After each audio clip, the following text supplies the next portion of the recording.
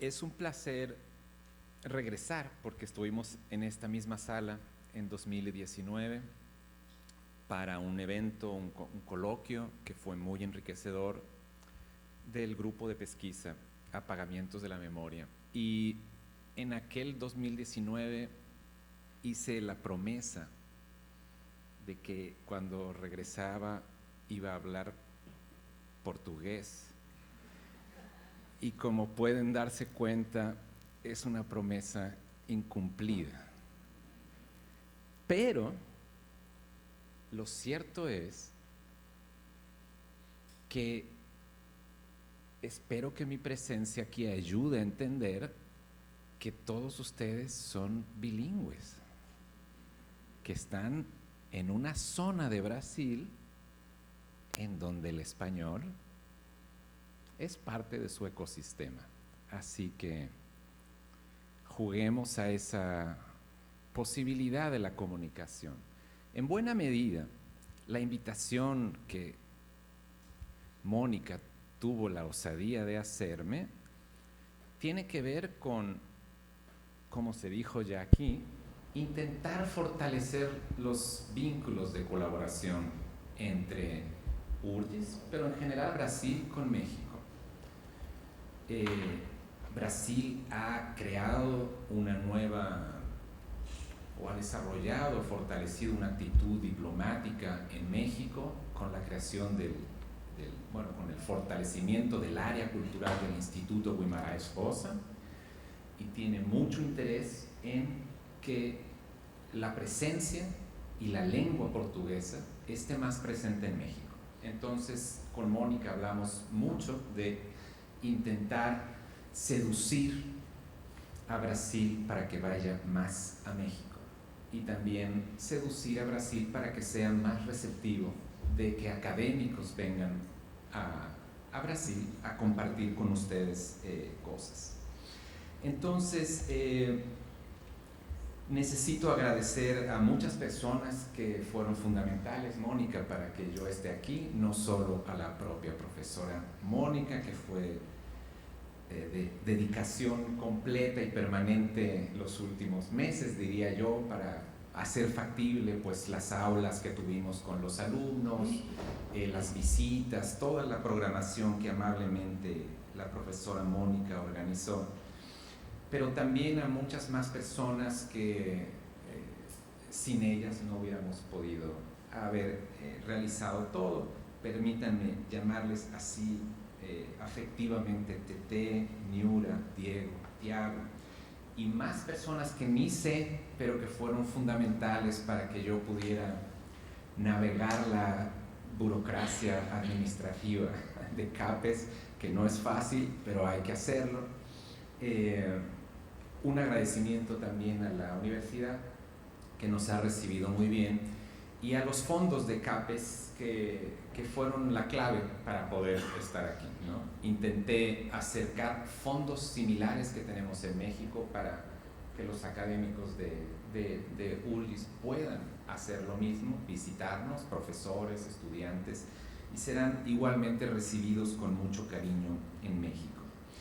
Y sin más, me gustaría pues que entremos en discusión. Tuvimos unos seminarios sobre museos y memoria que fueron muy enriquecedores para mí, conversaciones muy ricas con los estudiantes y los profesores, y le propuse a Mónica un poco reunir notas en esta conferencia relativas a las conversaciones que se han dado en el grupo de investigación. Así que considero esta conferencia un poco una puerta de entrada y de salida a los temas que el grupo de pesquisa ha estado desarrollando, con la idea de que se genere un poco más de conversación.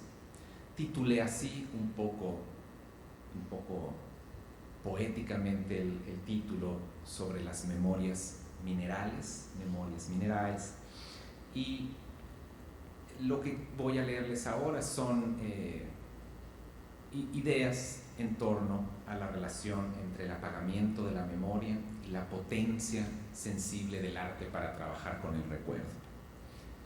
Rastrear la materialidad de la memoria en la imagen, en la palabra y en la pantalla. Hablar de la memoria y de sus apagamientos, de la arqueología del recuerdo. Hablar, si es posible hacerlo, del olvido y de la amnesia. De por qué el recuerdo nos parece a primera vista tan inmaterial, tan carente de cuerpo y de soporte. Pensar la memoria como residuo, como un sedimento. Excavar sus inscripciones en la imagen. Pensar los actos de la memoria. Pensar el recuerdo como un trabajo corporal. Es de todo esto de lo que hoy quiero hablar con ustedes, de la mineralogía de la memoria. La propuesta es arrojar una mirada geológica al arte contemporáneo, ir al grano, volver a la materia del arte para intentar entenderla como el sedimento de la memoria. La propuesta es, en todo caso, hablar de piedras y de las memorias que circulan en el sistema del arte. Lo que intento hacer es reconocer la aportación también de lo que se llaman los nuevos materialismos del arte, los cuales nos hablan de la escala geológica del arte contemporáneo y nos proponen una suerte de vulcanología estética del mundo contemporáneo. Y sí, estoy consciente de que resulta lunático, o al menos paradójico, sostener que algo así como una geología del arte contemporáneo existe. ¿Acaso se volvió loco? Se estarán preguntando, ¿no? ¿O nos quiere tomar el pelo? Si el arte contemporáneo empezó en 1945, por decirlo así, tras la Segunda Guerra Mundial, ¿qué sentido tendría estudiarlo a partir de las marcas geológicas, o como las llaman los científicos, de las eras o unidades cronoestratigráficas del planeta? Ciertamente, si esto que llamamos planeta Tierra comenzó a formarse hace poco más de 4.500 millones de años, y las formaciones rocosas más antiguas que conocemos datan de hace al menos 3.800 millones de años, hablar de arte contemporáneo, digamos, de algo que tiene más o menos la misma edad que la Bienal de Sao Paulo, resulta incomprensible, por no decir inadmisible. Sin embargo, eso es justamente lo que propongo: sustituir la historia del arte con una suerte de comprensión tectónica de los fenómenos estéticos planetarios. Mi argumento es que precisamos construir una nueva mirada geológica al arte contemporáneo, a partir de la cual podamos cartografiar mejor los desafíos que nos presenta la crisis ecológica de nuestros días. La historia del arte ya no parece estar capacitada para dar cuenta de los sustratos mismos de su objeto de estudio, de las memorias minerales, de la crisis material y ecosocial del arte. Necesitamos repensar urgentemente la relación entre memoria, materialidad y sensibilidad estética. Si aceptamos que la historia universal del arte se tornó una ruina arqueológica de la modernidad, un reflejo pálido del antropoceno, podemos considerar la necesidad de sustituirla por una aproximación paleobotánica del mundo de las imágenes. Imagen-memoria, imágenes de la memoria, memoria geológica de las imágenes. Comencemos por recordar que no hay nada nuevo en afirmar que la imagen, la memoria y la geología están fuertemente emparentadas. El historiador francés Michel Foucault habló de la arqueología del saber como una forma orgánica y sedimentada del pensamiento, y se refirió a los estratos epistémicos como las capas geológicas del conocimiento.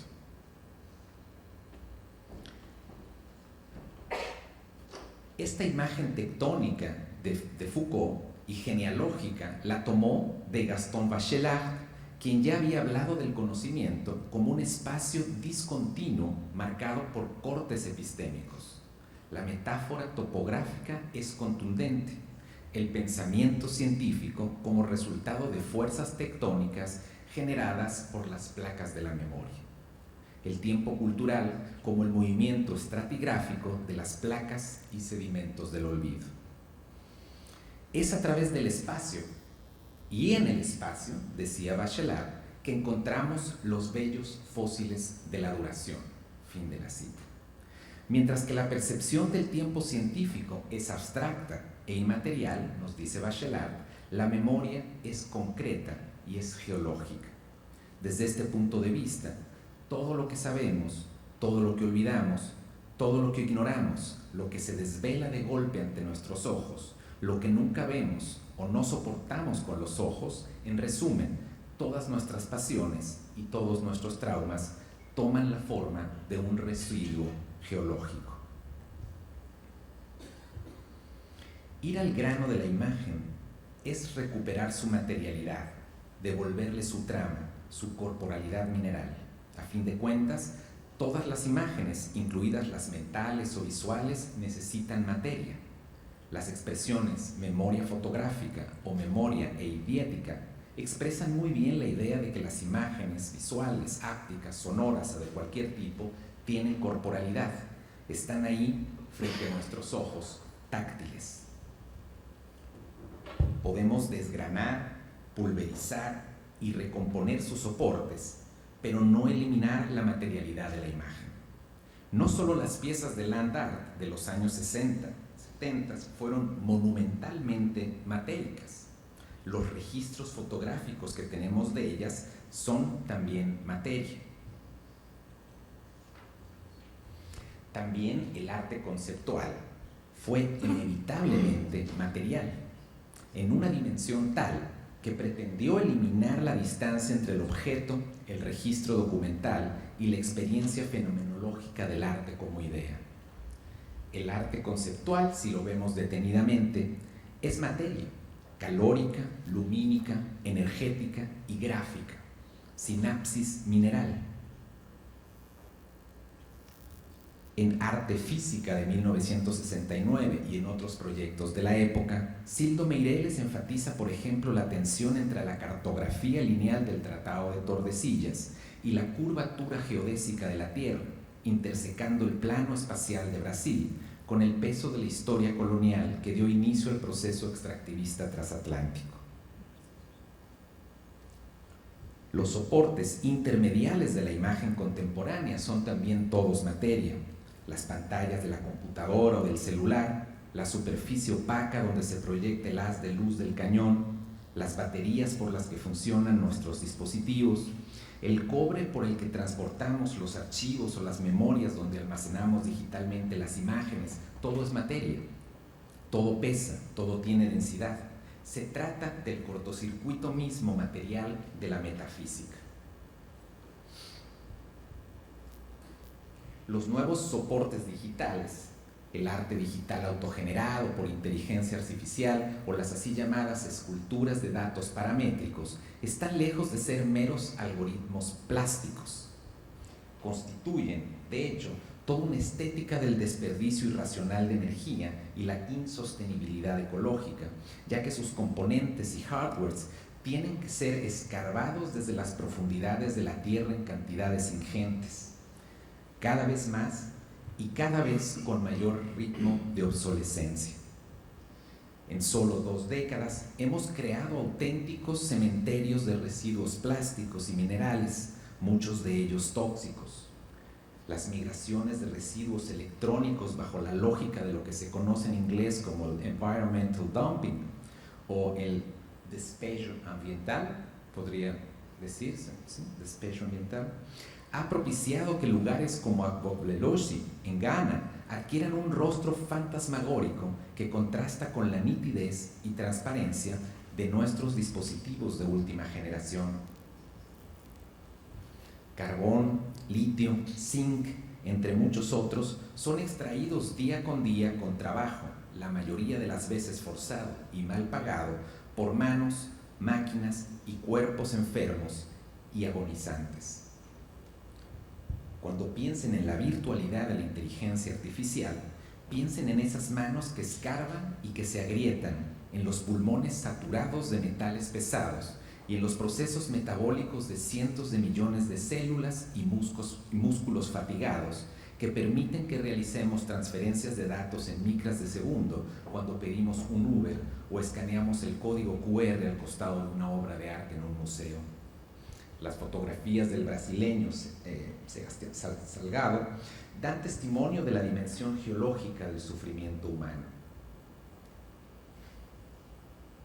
No hay virtualidad, podríamos decir, sin materia, sin trabajo y sin geoingeniería. Incluso el arte más reciente, el que se presume como el más inmaterial, el que no parece estar contenido en ningún lado, los token o no fungibles o criptoarte, como los del artista Mike Winkelmann, suponen un gasto energético y un consumo de recursos materiales de dimensiones desproporcionadas. De la misma manera que funcionan las criptomonedas, el criptoarte necesita de la minería de datos, que es como se le llama la forma de trabajo especulativo de monedas como el Bitcoin. Hay que literalmente escarbar en los dígitos a través de máquinas computacionales que consumen cientos de teravatios de electricidad por año. La paradoja del arte último no puede ser mayor. En el pico de la crisis ecosocial planetaria por el alza del coste de las energías fósiles es cuando se consolida el arte en su propia utopía inmaterial, ofreciéndonos una vuelta de tuerca más en la especulación estética de la economía del arte y haciendo que alguien como Damien Hirst parezca un pequeño empresario más cercano a los baby boomers que a las generaciones NFT y a los activos digitales actuales. La expresión mineros digitales no es gratuita ni es inocente. Alude a la búsqueda de oro en la economía mundial que prevaleció hasta 1973, cuando el patrón oro fue sustituido por el así llamado dinero fiat.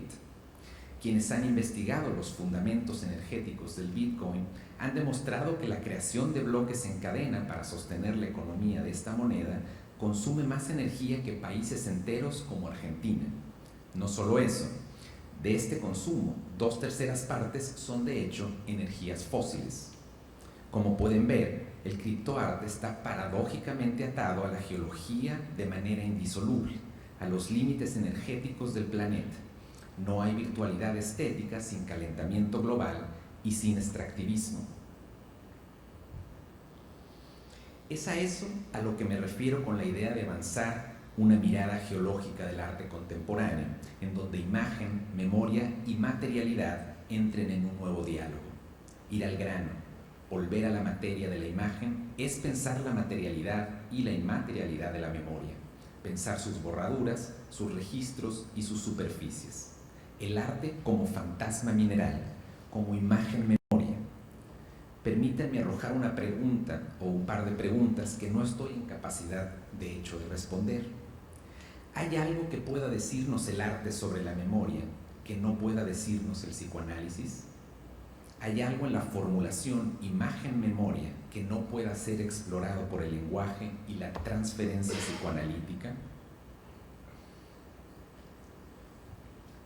Como es sabido, la fotografía influenció enormemente a Sigmund Freud, en particular las imágenes de Egipto que marcarían su infancia y que parecen haberlo conducido a explorar formas visuales de excavación del inconsciente. En un artículo de 1899 titulado Screen Memories, los psicoanalistas deberían de decirme cómo se tradujo a portugués, en español se tradujo como recuerdos desplazados, no sé. En ese artículo, Freud propone una suerte de teoría visual de la memoria, o mejor dicho, del uso de las imágenes visuales o encubridoras de pantallas, imágenes cortina, podríamos decir, en el proceso de represión de los recuerdos de infancia. Una imagen encubridora es para Freud aquella que toma el lugar de una memoria a la que no se puede acceder. Lo que Freud parece sugerir es que la memoria más profunda se mantiene siempre en un estado material informe que no puede dejar impresiones en el recuerdo, pero que forma parte y es constitutiva de nuestras memorias. A partir de ahí, Freud concluye que los recuerdos de nuestra infancia temprana no emergen en nosotros como memorias desde el pasado, sino que son producidas, son elaboradas como recuerdos en el momento de aparecer, trastocando el tiempo y la forma de la memoria. Freud llama memorias regresivas a aquellas memorias del pasado que en realidad no pertenecen al pasado, sino que son memorias posteriores que han sido canceladas por alguna razón traumática, por lo que adoptan la forma de un recuerdo banal de infancia. En la intrascendencia de una imagen cualquiera de la infancia, parece decir Freud, estaría condensada una imagen futura a la que el sujeto no consigue acceder. De las palabras de Freud, se puede decir que hay imágenes visuales del pasado que no son memorias, sino que producen memoria. La actúan mecánicamente de manera estereoscópica, desplazando el contenido y generando una relación de profundidad corporal de la memoria. La imagen sería entonces aquello que ensambla el engranaje del recuerdo y el olvido, estableciendo puentes entre el pasado, el futuro y el ahora. La teoría de los recuerdos encubridores o screen memories de Freud resultaría de hecho similar al modo en el que opera la imagen dialéctica de Walter Benjamin.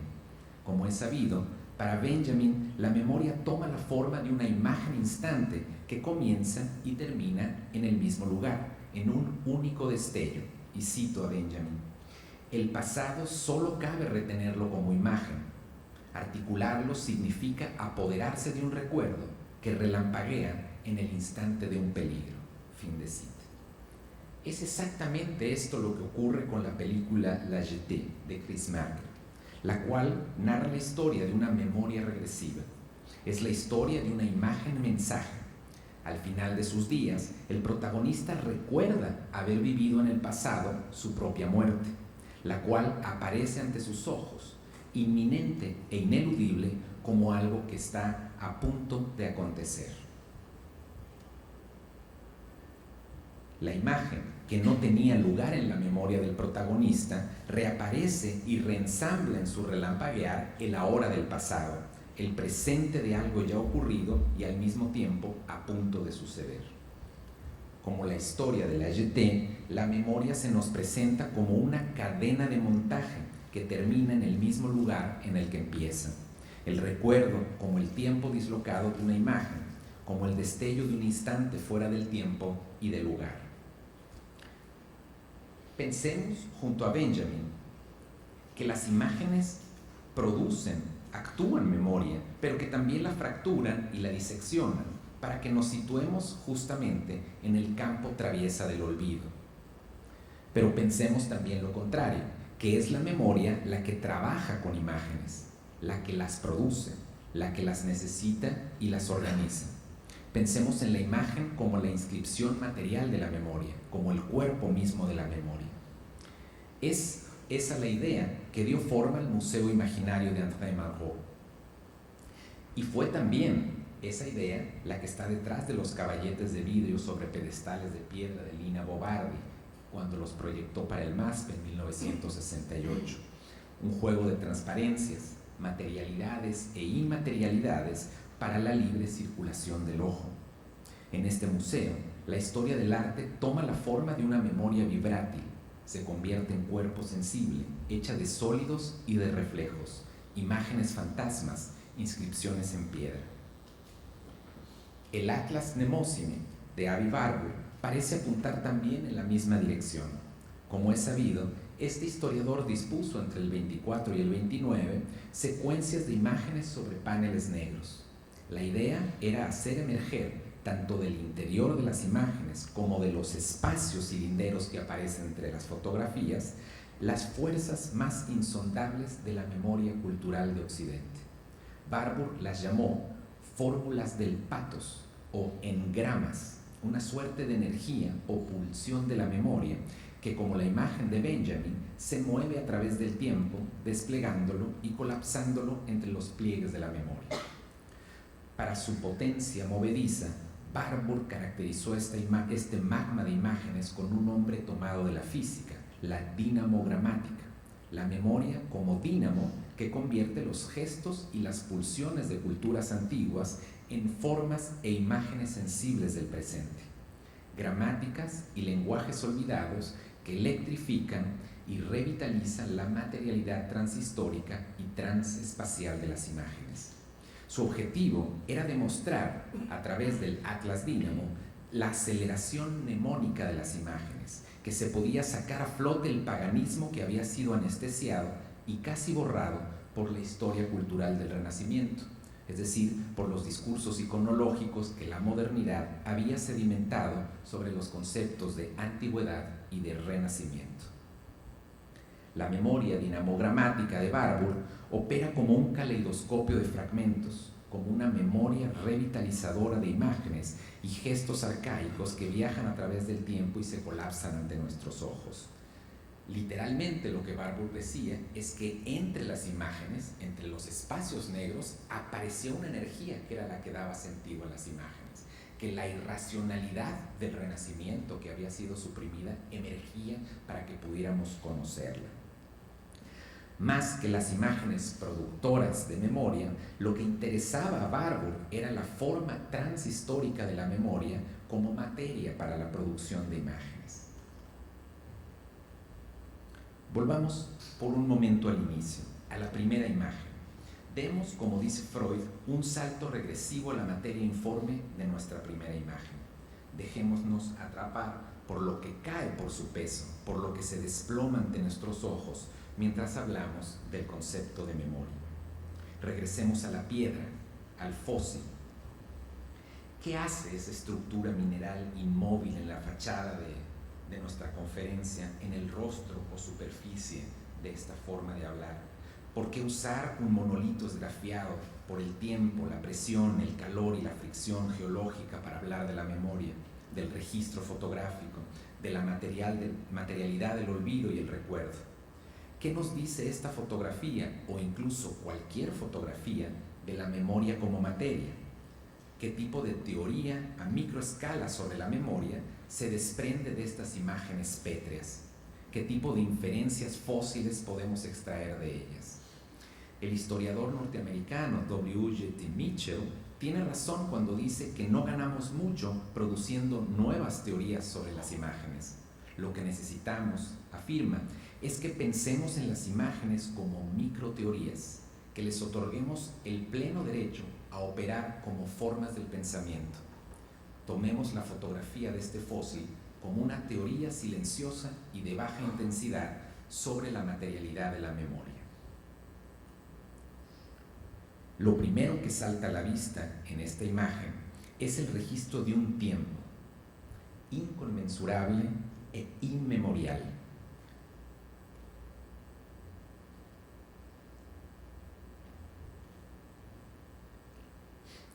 Lo que se congela en esta imagen es un largo proceso metamórfico, el reacomodo prehistórico de restos orgánicos y minerales.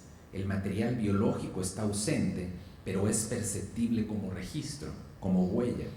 El tiempo inmaterial, inacible, aparece aquí petrificado, convertido en memoria.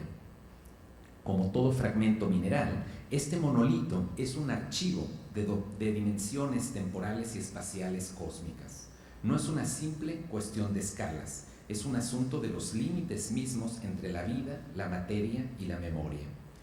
¿Qué es entonces lo que este fósil parece decirnos? Intentemos una primera aproximación.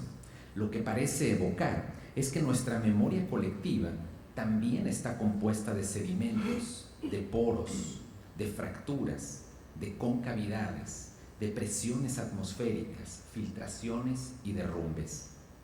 Que nuestros recuerdos se componen de capas tectónicas en fricción en las que la biosfera de la memoria se funde con la litósfera del olvido. Materialidad e inmaterialidad de la memoria o mineralogía del recuerdo. Saquemos por un momento la imagen de nuestros ojos y escarbemos en su interior. Indaguemos en las resonancias que emergen cuando unimos la palabra fósil a la palabra fosa, la memoria como fosa, la memoria como fósil. A fin de cuentas, ambas palabras comparten la raíz latina fodere, que significa cavar, escarbar, desenterrar, revelar, sacar a la luz lo profundo que está en la tierra. Pensemos en un fósil como la confesión de una verdad mineral. Asomémonos a la fosa de la memoria como quien se aventura por un territorio en el que el recuerdo y el olvido se interpelan, la materialidad de la imagen como una batalla literal por la memoria. Añadamos a nuestra idea, a nuestra microteoría sobre la memoria, una nueva capa, un nuevo sedimento. Además de fosa, fósil y memoria, pensemos en conceptos concatenados como foro o forense, los cuales comparten la raíz latina forum, que literalmente significa el lugar donde se reúne la asamblea popular, un lugar donde se decide lo público, donde se debate aquello que nos importa, que nos es común. La ciencia forense como la lucha por desenterrar cosas ocultas para el ojo colectivo. El foro como el lugar en donde se expone al público el fósil, el secreto y el cadáver. La memoria como autopsia, como el acto de mirar con ojos propios. Eso es lo que significa autopsia, autopos, el acto de dar testimonio con la mirada. El ojo colectivo como el lugar de una confesión. Recordemos que confesar, de latín confateri, significa admitir o reconocer en público algo, desvelar algo, quitarle el velo, el cubrimiento a lo que se mantenía detrás. La materialidad de la memoria se confiesa, digámoslo así, se saca a la luz para producir una verdad común. Quizá esa es la función mineral de las imágenes. Quizá esta imagen fósil ha salido del subsuelo y ha llegado hasta nuestras pantallas para que volvamos a pensar en la memoria como un resto, como un trazo, como registro que llega desde el pasado tectónico hasta nuestros ojos, como el dínamo, diría Barbour, de las imágenes memoria. La más contundente metáfora paleobotánica, podríamos decir, de la memoria, podría ser la de los bosques petrificados, como las del Parque Nacional Jaramillo, en la estepa patagónica, aunque descubrí ayer que tienen un tronco fosilizado aquí, cruzando la calle, ¿cierto? ¿Está ahí todavía? Sí. Lo que pueden ver aquí es madera fosilizada, mejor dicho, la huella de un tejido orgánico que desapareció, dejando en su lugar la copia mineral de su existencia. Madera fantasma, imagen pantalla de la vida orgánica que, como afirma Freud, suplanta la masa profunda de la memoria que es de hecho accesible. El proceso es simple, pero de una escala estratigráfica mayúscula que alcanza los 150 millones de años. Se le conoce como terminalización, una vez enterrados tras la formación de nuevas cadenas montañosas, en el caso de este bosque, la cordillera de los Andes. El agua se filtra sigilosamente hacia el interior, arrastrando sulfatos, sulfuros, silicatos, óxidos de hierro, fosfatos y carbonatos, los cuales ocupan lentamente las cavidades celulosas de los restos vegetales. La repetición mántrica del proceso produce una réplica fósil, una sustitución paleontológica en el sentido etimológico de la palabra. La ontología misma de lo que está ahí es sustituida. Lo que fue material celuloso se reconvierte en sedimento mineral. Los restos vegetales, ahora inaccesibles, solo pueden ser imaginados a través del reflejo de su nueva forma mineral. No se trata, por lo tanto, de una piel o de un molde que deje el hueco o el vacío de la madera, su ausencia. Se trata más bien de un auténtico reemplazamiento, de una rematerialización delicadamente tallada, tejida por la filigrana del olvido. Sepultada hace cientos de millones de años, azarosamente emergen hoy hacia la superficie como el síntoma de algo que está fuera del tiempo y la memoria. Ante la escala inconmensurable de los sustratos minerales de un bosque petrificado como este, no podemos sino asombrarnos, aceptando que nuestra memoria es, en esta escala del pasado, lo que el arte contemporáneo es a la geología del planeta, nada. Quizá esto explica también nuestra fascinación por emplazar piedras y aerolitos en museos y memoriales que no son de historia natural, sino de arte contemporáneo. Extraídos desde las profundidades subterráneas del planeta o caídas desde los límites estelares del sistema solar, montones de meteoritos y fósiles se abren paso en las salas de nuestros museos de arte. Estables, pero inquietos, estos monolitos no se conforman con ser vistos y fotografiados como vestigios de la historia natural de los planetas. Lo que nos demandan es más bien que los reconozcamos como la memoria en el campo expandido del planeta. En el Dia Beacon de Nueva York, el artista californiano Michael Heiser emparedó en 1998 este monolito de granito. Con el título Megalito Negativo número 5, Heiser alude tanto al espacio negativo de la escultura moderna como a la poética de un lugar sin tiempo, el agujero negro de la memoria, la casa del recuerdo, la choza, la morada, el nicho, la arquitectura como tumba del paisaje, la expansión térrea y planetaria de la escultura, como afirmó Rosalind Krauss en la revista October en 1976, cuando publicó su artículo La escultura en el campo expandido. Hijo de un conocido arqueólogo, Heiser ha de hecho emplazado varios monolitos a lo largo de su carrera. Tal es el caso de Masa Levitada, una roca de 340 toneladas que sirve de dintel cósmico al corredor de acceso del Museo de Arte del Condado de Los Ángeles. La acequia sobre la que se suspende este monolito separa geológicamente la vida de los hombres de la materialidad inerte del planeta. Invitado por el pabellón de la Alemania Occidental en la Bienal de Venecia, el polaco-alemán Zygmunt Polke instaló en 1983 un meteorito junto a un cristal, planteando un eje de convergencia entre la historia mineral del planeta Tierra y la memoria impenetrable de la bóveda celeste. Con el título Atanor, la instalación de Polke transformó la sala de exhibición en un horno alquímico. En su versión original, las dos rocas estaban custodiadas por una pared semicircular pintada con un pigmento de cloruro de cobalto, el cual reaccionaba cambiando de color en función de la luz y la humedad de la sala. Otras pinturas de Polke de aquellos años plantean el mismo tipo de metamorfosis. Tal es el caso de la serie Los espíritus que dan fuerza son invisibles, número 3 de 1988, para la cual mezcló minerales y metales asociados al continente americano, como la plata y el níquel, junto a gránulos obtenidos de un meteorito, los cuales pulverizó sobre una base de resina tratada químicamente para reaccionar con los elementos atmosféricos. El resultado, una pintura orgánica e inorgánica a la vez, que sedimenta incansablemente capas de color sobre los estratos geológicos y los residuos cósmicos de los minerales que lo componen.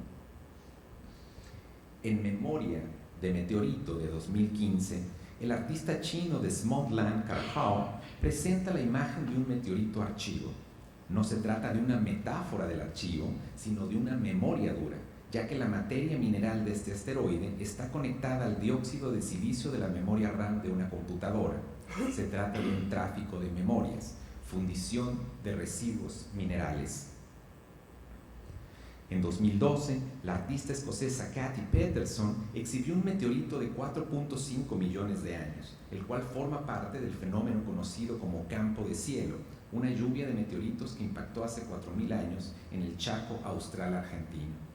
Emulando o acelerando el proceso de permineralización de los bosques fósiles, el proyecto de Patterson consiste en rematerializar la memoria del meteorito. Primero, saca un molde del meteorito original. Después, funde el residuo interestelar desestructurando su memoria cósmica y volviéndolo una memoria líquida. Después vierte el fundido en el molde para que tome de nuevo su forma original, en lo que el artista denomina una réplica material de sí mismo. Como si se tratara de una memoria geológica que pierde y recupera su forma, que pasa de un estado de la materia a otra, la artista licúa su estructura mnemónica interna y le vuelve a dar forma de la misma manera que nosotros remodelamos nuestros recuerdos sin ser conscientes que han mutado, cambiado y siendo parte de un contenedor y de un contenido diferente. Finalmente, la artista entrega el meteorito, espejo de sí mismo, emulación de sí mismo, a la Agencia Espacial Europea para que lo ponga nuevamente en órbita. Al hacerlo, la artista añade una nueva capa geológica y terrígena al objeto interestelar y plantea la pregunta abierta por la basura sideral que dejan nuestros satélites.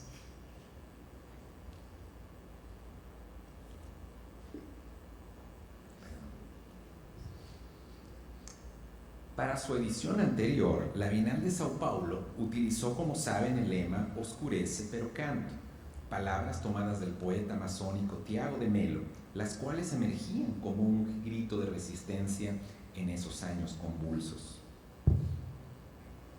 Aludiendo a la capacidad de permanencia de la materia geológica y el polvo sideral, la muestra recibía a los visitantes con 3 meteoritos instalados en el pabellón Cicilio Matarazzo, construido por Oscar Niemeyer a inicios de los 50 para exhibir justamente los avances de la industria y de las ciencias. Uno de ellos, el meteorito Santa Lucía, fue presentado en aquella bienal como objeto sobreviviente del incendio que arrasó en 2018 los fondos del Museo Nacional de la Universidad Federal de Río de Janeiro.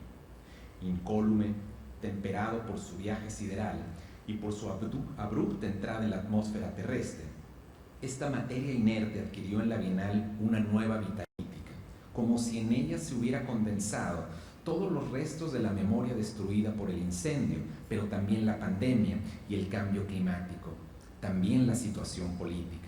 Resistirlo todo, cantar la voz mineral del planeta a pesar de todo, parecía decir el oscuro meteorito. Para la nueva edición de la Bienal, titulada Coreografías de lo Imposible, es ahora el artista Danilson Banigua quien ha emplazado un conjunto de monolitos o sedimentos mnemónicos. Se trata de la obra Itá, la cual forma parte de la instalación Poema o Amanecer, realizada en colaboración con la etnóloga e investigadora indígena Francinea Banigua, originaria del Alto Río Negro y curadora de la exposición Arte y Vida de Mujeres, Banigua, una visión desde dentro hacia afuera, que sucedió en el Museo del Indio en 2018. Se trata de una obra con 2 monolitos tallados con bajorrelieves que narran las memorias y cosmogonías del pueblo banigua, tras los primeros contactos con el mundo del hombre blanco. Uno de ellos se ubica al exterior del recinto de la Bienal, enmarcado por un círculo casa que alude a la forma de las aldeas banigua y que es el punto neurálgico de una serie de caminos que atraviesan un maizal. Un maizal se dice, un sembradío de maíz. Sembrado el día de la apertura de la Bienal, esta plantación de maíz ha ido creciendo de manera paralela a la exposición. Se trata de la obra comunitaria Kaa, un sembradío emplazado en unos contenedores de madera que dan forma a un rectángulo de 250 metros formado por caminos que se entrecruzan. En diálogo con la plantación de maíz, la memoria pétrea del monolito nos habla de la sabiduría colectiva para trabajar la tierra, para alimentarse, para nutrir el planeta y nutrir la memoria. Se trata de una evocación a los ritos Kalitsmai y Pudali del pueblo banigua, basados en el intercambio de conocimientos, el intercambio de alimentos, de formas de existencia, alimentando, como sostiene Danilson, la memoria y el cuerpo. Se trata de una dieta metafísica del recuerdo y la existencia. La memoria colectiva necesita nutrientes minerales para trabajar contra el olvido. Situado al interior del recinto, el otro monolito conversa con la obra Tatán, también de la serie, un panel de grandes dimensiones hecho de cortezas de árbol y de liber, la parte interna de las ramas por donde fluye la savia. Intervenido a partir de diversas técnicas de escritura, dibujo y bordados plumarios, esta pieza fue realizada en colaboración con la artista Aparecida Banigua. En ella se narran las vicisitudes del pueblo banigua tras la llegada de la Iglesia Católica a Río Negro. Para el cierre de la Bienal, la obra contempla cosechar el maíz y organizar una comida popular con la comunidad guaraní de Sao Paulo. La alusión es evidente. La memoria colectiva precisa alimentarse, cultivarse y volverse a alimentar. Precisa nutrientes minerales, requiere ciclos de vida. La memoria es una coreografía, una gimnasia cotidiana del cuerpo social. Como ven, la lista de ejemplos es interminable. Podríamos estar aquí hablando de más y más monolitos, aerolitos, fósiles. El gesto se repite. A lo que asistimos en las últimas décadas es a una auténtica lluvia de estrellas en el sistema planetario del arte contemporáneo. La pregunta es, por lo tanto, ¿qué hacen esos archivos geológicos errando y merodeando, planetando, podríamos decir, en espacios destinados a exhibir obras de arte? ¿Qué extraña relación existe entre la mineralogía de la memoria y el museo? Entre el recuerdo, piedra y memorial. ¿Hay algo que los distinga de un obelisco, de una estela, de un monumento? Sin duda, las diferencias son muy importantes y vale la pena resaltarlas. Mientras que estos últimos se emplazan como marcadores de la memoria cultural, del ínfimo tiempo humano, los monolitos errantes que vagan fuera de los museos de historia natural nos hablan con el lenguaje de algo inmemorial, con el trazo inconmensurable de una escritura cósmica. Estos monolitos son morfemas de una lengua fuera del tiempo, al menos fuera del tiempo de lo vivo, fuera de la escala cultural de la materia orgánica. Su materia, su memoria, es volcánica, producida por fricciones y resonancias tectónicas. Su densidad litográfica nos deja mudos, como si nos acordáramos, y tendríamos que preguntarnos qué tipo de recuerdo sería ese, que antes de la vida existió una suerte de archivo mineral, una auténtica memoria paleolítica, una memoria prebiótica que lleva en su corteza la marca de miles de millones de años. Regresemos a nuestra imagen de inicio, al fragmento del fragmento. Dejemos que su materia inerte respire. Dejemos que los esqueletos orgánicos, que las huellas y borraduras de estas plantas se separen de su inmovilidad mineral y retornen al soplo de la vida. Pensemos en el tejido vital que una vez habitó esos huecos, esas fosas, los bajorrelieves de este monolito. Convirtamos la paleobotánica en una suerte de paleoestética de la memoria, el estudio de las imágenes memoria como restos fósiles. Añadamos a nuestras preocupaciones por el calentamiento global del planeta la urgencia de alertarnos ante el enfriamiento y la solidificación de nuestras memorias colectivas. Además del extractivismo y del colapso de las tasas de retorno energético en los procesos de explotación de hidrocarburos, ocupémonos también de las ecologías de la imagen, del futuro del planeta como memoria fósil. Pensemos en el fracking, no solo como la fractura de la corteza terrestre, sino como el resquebrajamiento de la memoria mineral del planeta.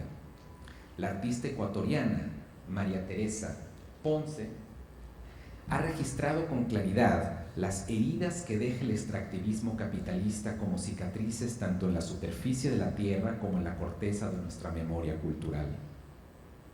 En el tejido herrumbroso de la modernidad, en kilómetro 455 de la serie Oleoducto, observamos la huella de estas arterias que transportan energías fósiles extraídas desde las profundidades de la tierra, antiguos restos orgánicos deshilachando con su paso la memoria del paisaje.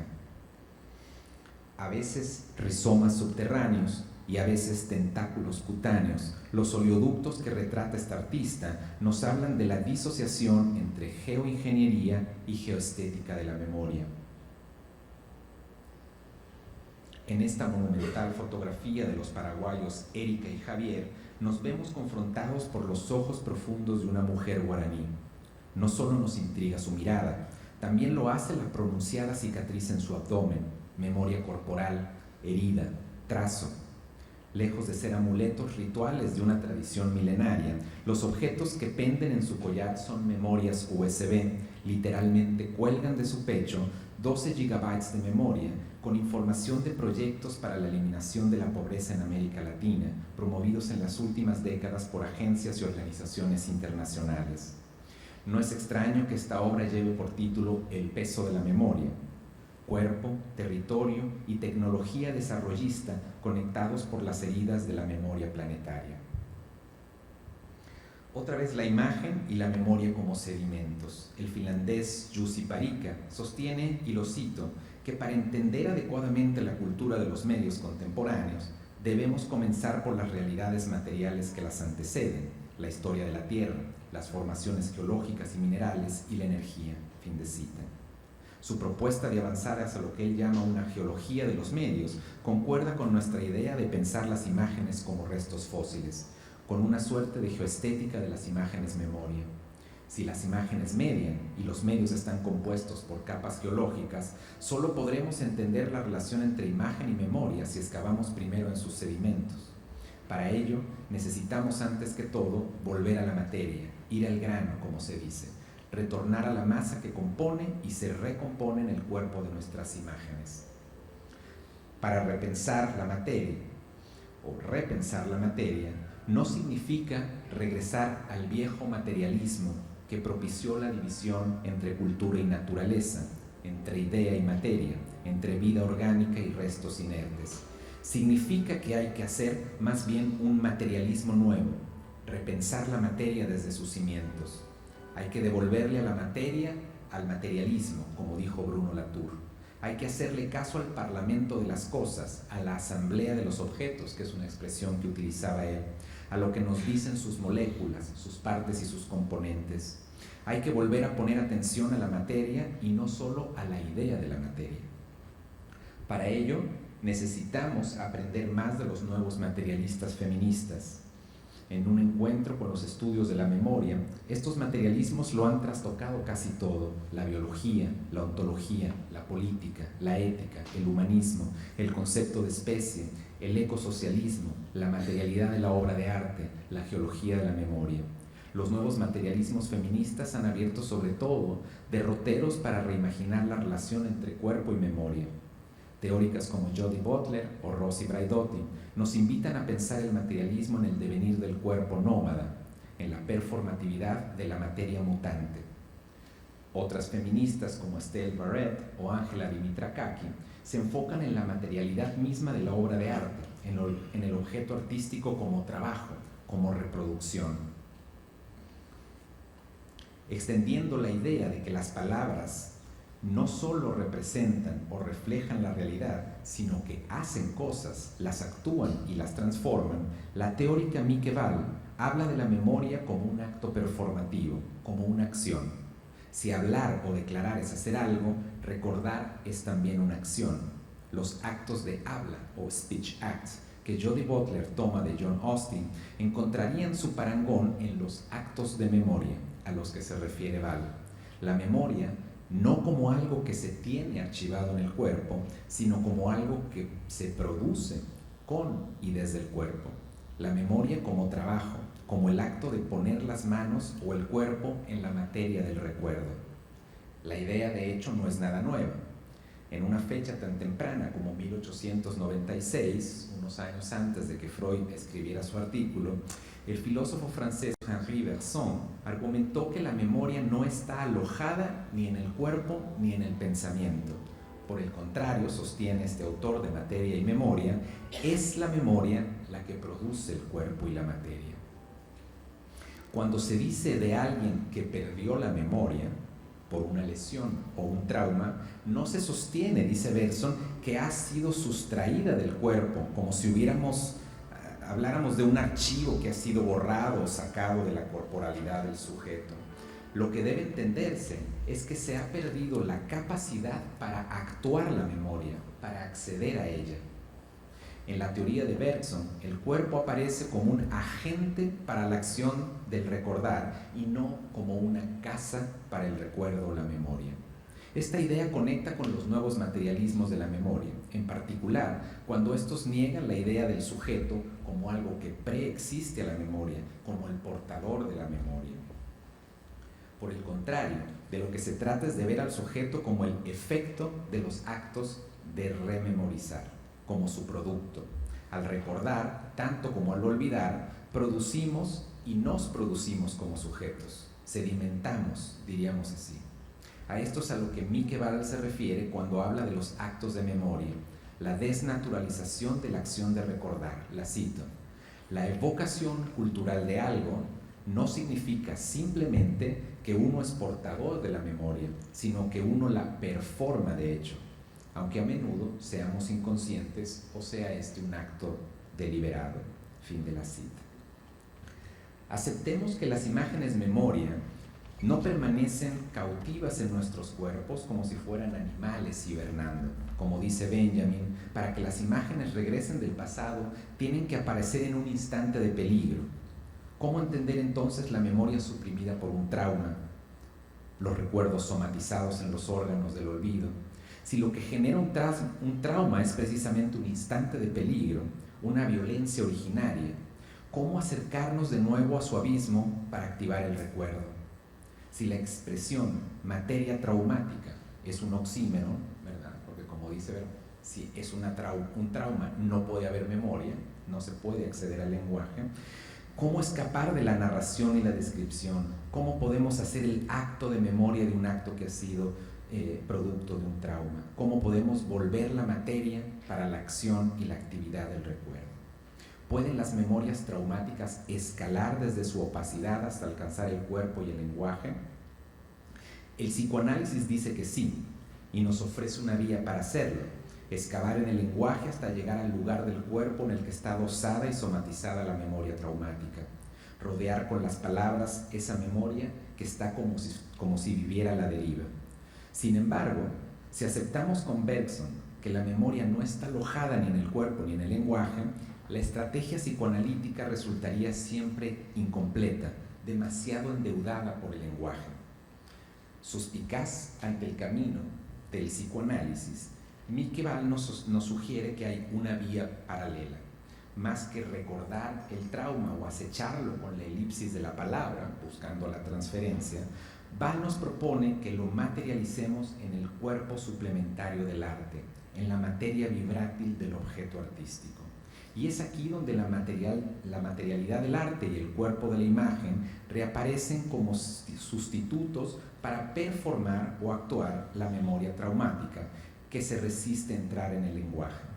En lugar de la elipsis narrativa, Mickeval propone la paralapsis, que sería algo así como adelgazar el hecho a tal grado que sea capaz de ser nombrado sin el trauma que la llevó a volverse imposible para el lenguaje.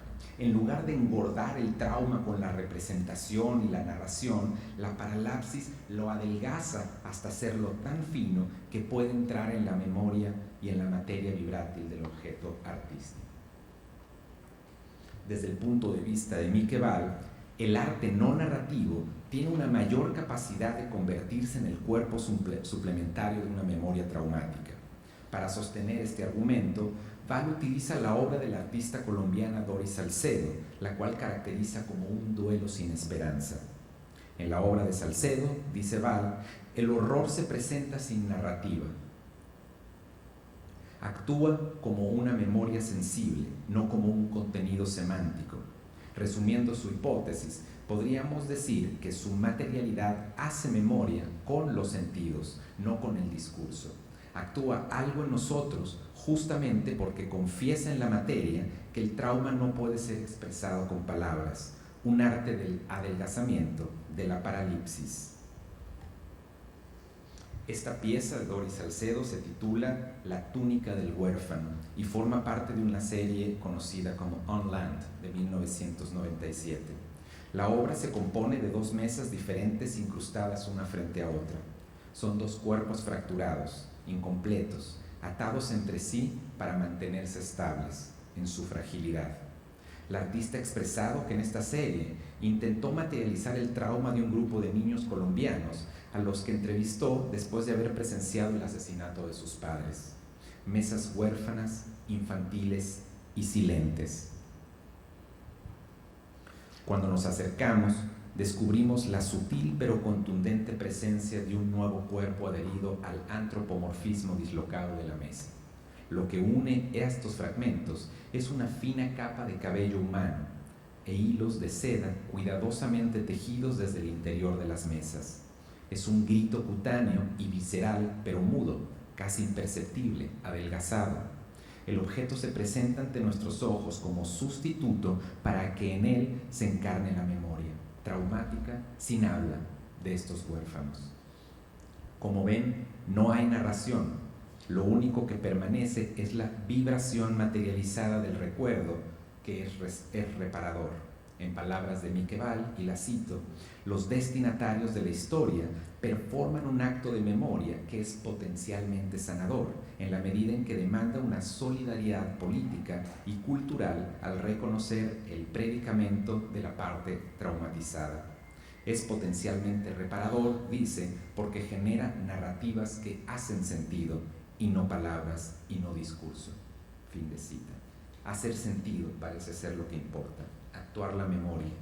Esa parece ser la potencia del arte no narrativo al que se refiere Miqueval, confesar secretos minerales de la memoria colectiva. Y qué mejor que utilizar el cielo, la cordillera, la geografía, el desierto, para confesar un secreto que tiene dimensiones geológicas. Al inicio de la conferencia, nos preguntábamos por la materialidad y la inmaterialidad de la memoria, por la geología de las imágenes. Permítanme cerrar esta conferencia con un breve comentario sobre la poesía aérea y la escritura geolítica del chileno Raúl Zurita. No sé si es familiar para ustedes. Zurita inició su escritura poética con una acción extrema. Perseguido por la dictadura, viendo desaparecer a sus vecinos y amigos, aterrado por el miedo ante la posibilidad de la tortura, Zurita se encierra en el baño de su casa y se marca la mejilla con un hierro ardiendo. La cicatriz sobre la cara apareció en la portada de su primer poemario, Purgatorio, de 1979. Además de poeta, Raúl Zurita fue miembro del grupo CADA, el colectivo de acciones de arte, un colectivo de artistas de la llamada escena de avanzada chilena. Junto al CADA, Zurita organizó en 1981 una acción llamada Hay Sudamérica,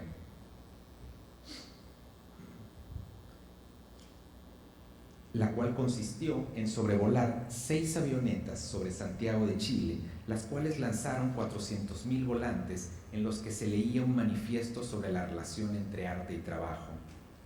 Un año más tarde, en 1982, Zurita escribió con humo su poema Anteparadiso sobre los cielos de Brooklyn, ayudado otra vez por una máquina de vuelo. El cielo como soporte del poema, como territorio para confesar lo que se resiste a permanecer escrito. En contraposición a estos poemas aéreos y escrituras efímeras, Zurita ha imaginado también poemas indelebles escarbados sobre la corteza terrestre. En uno de ellos se propuso escribir todo su poemario Verás no ver sobre la cordillera chilena, usando el recorte irregular de la geografía del país como territorio para desenterrar los vestigios de una memoria colectiva olvidada de la dictadura. Evidentemente imposible de hacer. Irrealizable en su conjunto, la idea de inscribir un geoglifo de escala monumental sobre la superficie terrestre pudo materiarse, sí, de hecho, con la obra Ni pena ni miedo, un verso tomado de su poemario La vida nueva. Estas 4 palabras fueron escarbadas en 1993 en el desierto de Atacama, con letras de más de 500 metros y que en su conjunto se extienden sobre una superficie de más de 3 kilómetros de largo. Pensada por el artista para durar más de 800 años, esta escritura geológica solo puede leerse completa desde el cielo, como si no hubiera sido pensada para el hombre, ni por el hombre, ni escrita para él. Inscripción mineral en el desierto, tumba de muchos de los desaparecidos por la dictadura chilena, Ni pena ni miedo se erigió en diálogo con el memorial del detenido desaparecido y del ejecutado político. Ubicado en el Cementerio General de Santiago, este memorial consigna en un muro de mármol los nombres de todos los muertos de la dictadura chilena, tal cual fueron enlistados por la Comisión Nacional de Verdad y Reconciliación de 1991. A manera de friso, el muro incluye otro verso mineral de Raúl Zurita, esta vez tomado del poema Canto al amor desaparecido del 85. Todo mi amor se ha quedado pegado a las rocas, al mar, a las montañas. 2 lugares atados a una misma geología de la memoria, a las montañas, al desierto y al cementerio, 2 formas tectónicas de escritura, el epitafio y la excavación. A pesar del deseo de permanencia de Zurita, tallar la cordillera en una suerte de pacto transicional y transsecular contra el olvido, el inmenso geoglifo ya comenzó a ceder ante la ante la presión de la geografía. La sequía, el viento y el movimiento de la tierra han comenzado a erosionar en solo 3 décadas la inscripción cósmica del poeta. Lo que parecía indeleble o se quería indeleble, lo que quería ser eterno, se pulveriza. La escritura del futuro se archiva entre los poros geológicos del desierto. De la frase ya solo es visible la palabra miedo, sintomáticamente. Otra vez la fosa, otra vez el fósil, el fragmento y el sedimento. Al final, como ven, todo parece regresar al sustrato mineral que le dio origen.